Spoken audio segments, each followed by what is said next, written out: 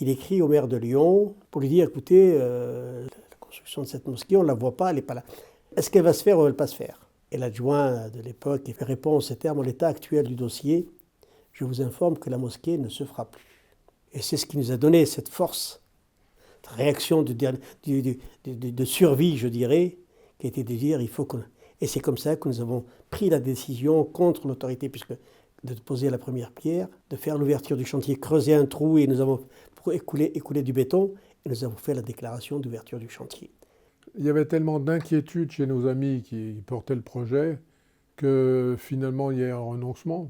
En plus, depuis, ça faisait quand même 17 ans que ça durait, qu'ils ont décidé, sans nous consulter d'ailleurs, c'est là qu'a été la petite bévue, d'une pose de première pierre.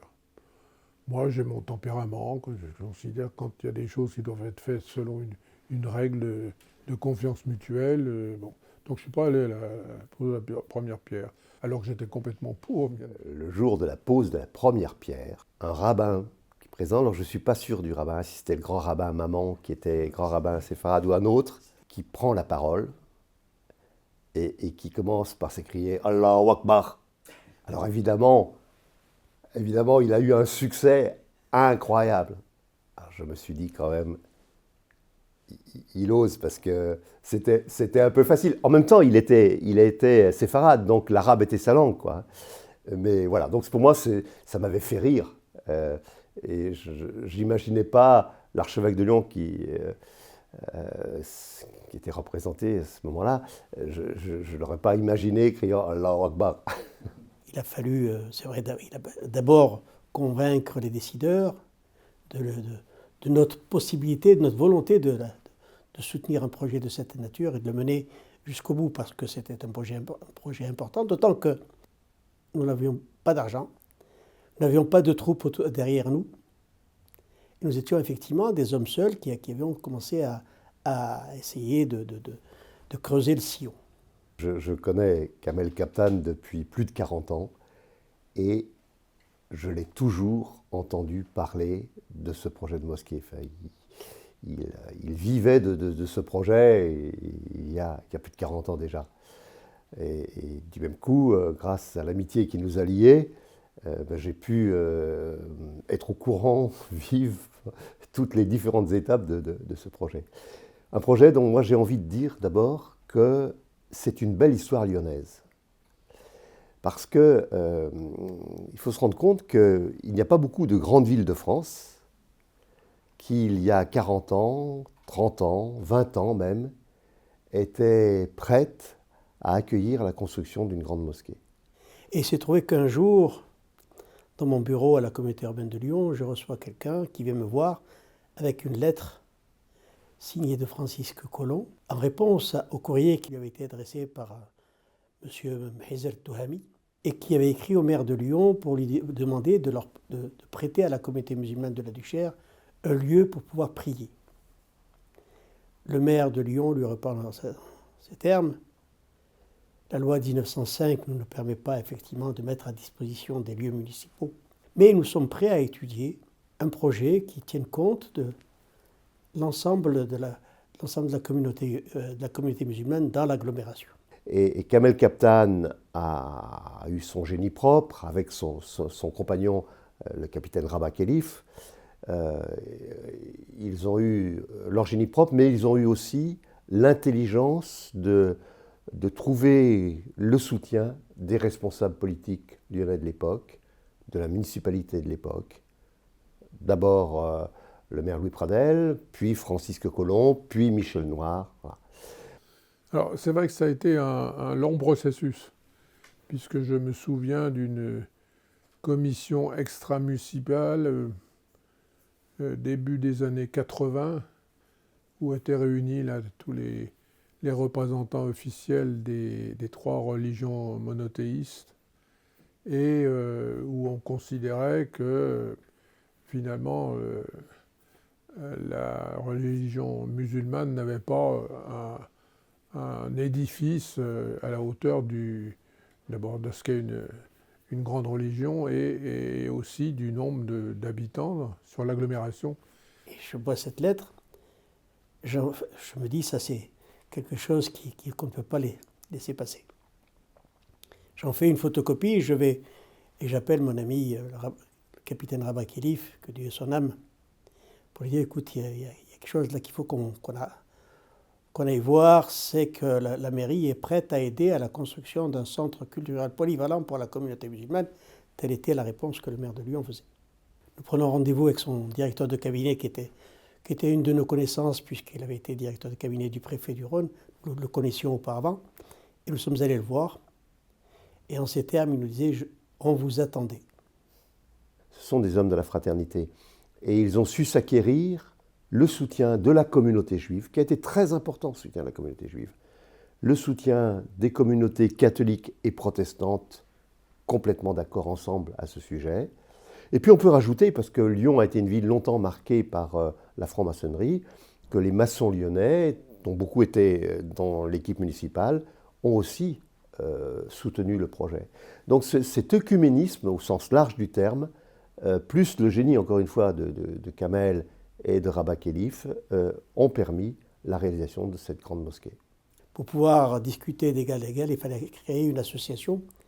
Et c'est comme ça que nous avons créé l'association culturelle lyonnaise islamo-française, qui avait pour objectif la construction d'un lieu pouvant permettre à la communauté musulmane culturelle et polyvalent, parce que le mot culturel n'a jamais été prononcé. À l'époque, moi j'étais député de la Croix-Rousse et je voyais des petits lieux de prière dans des caves. Bref, ce n'était pas du tout la dignité et la solennité qu'on peut avoir lorsque on célèbre un office.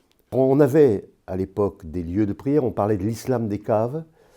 C'était pas toujours dans les caves, le mot est excessif en tout cas pour Lyon, parce que c'était beaucoup dans les foyers de travailleurs. Depuis les années 1975, les foyers où on servait autrefois de l'alcool ont été remplacés par des lieux de prière, dans les foyers Sonacotra par exemple.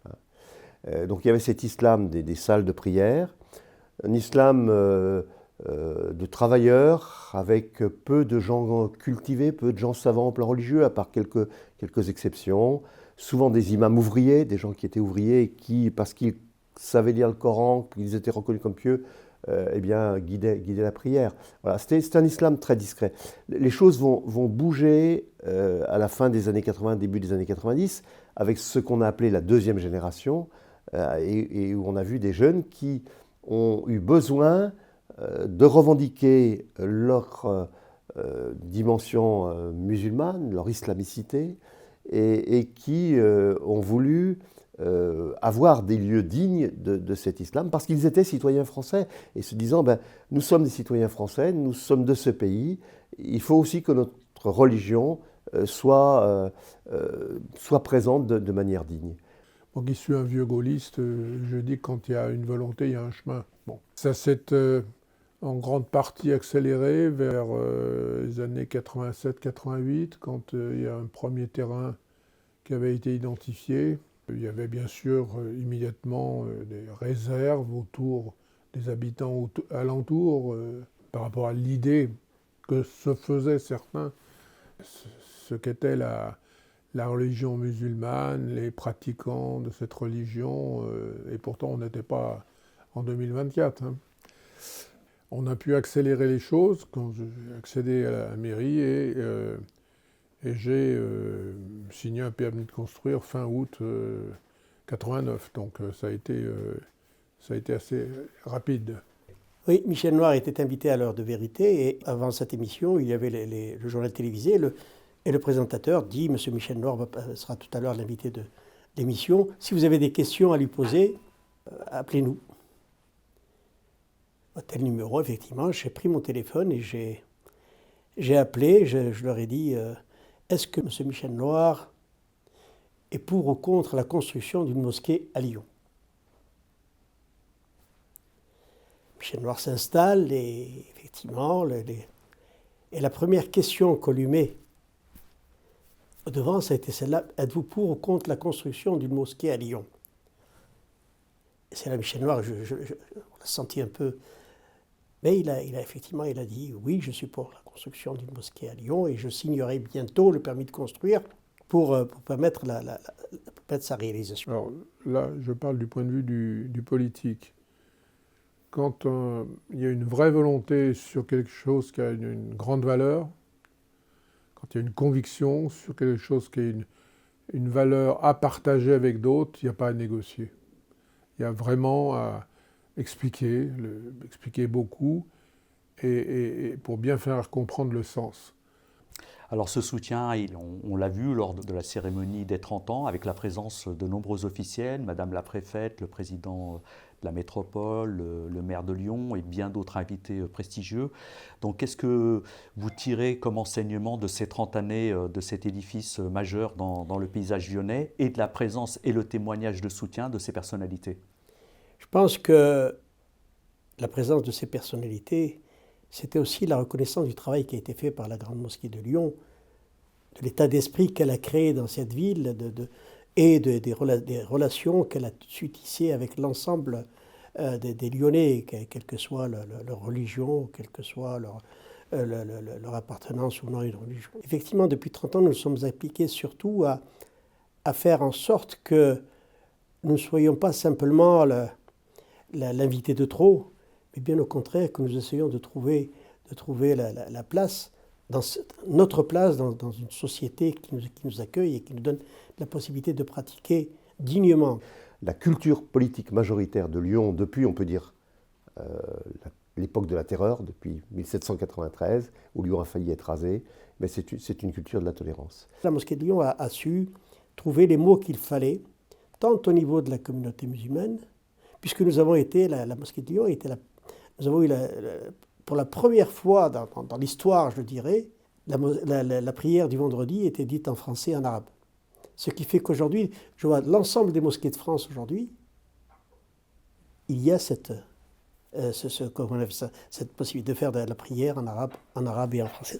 Ça prouve que nous avons intégré l'islam dans le paysage social français, qui est devenu non pas une religion étrange ou étrangère, mais une religion bien française, puisqu'elle est pratiquée par des milliers de citoyens français qui aujourd'hui se reconnaissent dans les principes de la République, se reconnaissent aussi dans les principes de l'islam, et essaient de faire en sorte de faire voisiner tout cela en bonne intelligence. Depuis que la Grande Mosquée de Lyon a été construite, donc il y a 30 ans, il y a dans la métropole lyonnaise 20 mosquées, de vraies mosquées qui ont été construites, de vrais bâtiments, et qui ont été construites cette fois-ci avec l'acceptation des populations et des élus, quelle que soit leur couleur politique.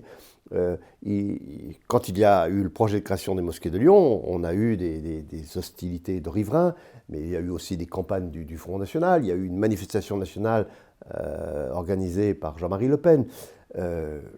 Les 20 mosquées qui ont été construites depuis 30 ans dans l'agglomération lyonnaise se sont faites dans l'acceptation d'à peu près tout le monde. Il y a vraiment à expliquer beaucoup, et pour bien faire comprendre le sens. Et le sens, c'est toujours plus difficile quand il s'agit de dire on ne peut que vivre ensemble.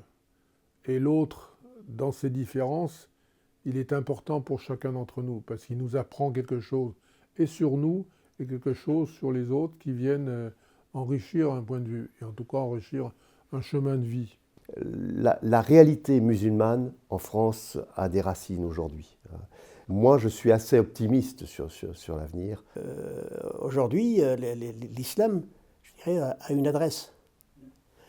Tous ceux qui veulent connaître, qui veulent s'adresser aux musulmans, viennent ici. Je suis fier d'avoir pu être à l'origine, parce que ce qu'on a pu faire, c'est donner cette vision d'un islam de paix, un islam tolérant, un islam d'ouverture. Et c'est ça l'objectif que nous étions fixés dès le début.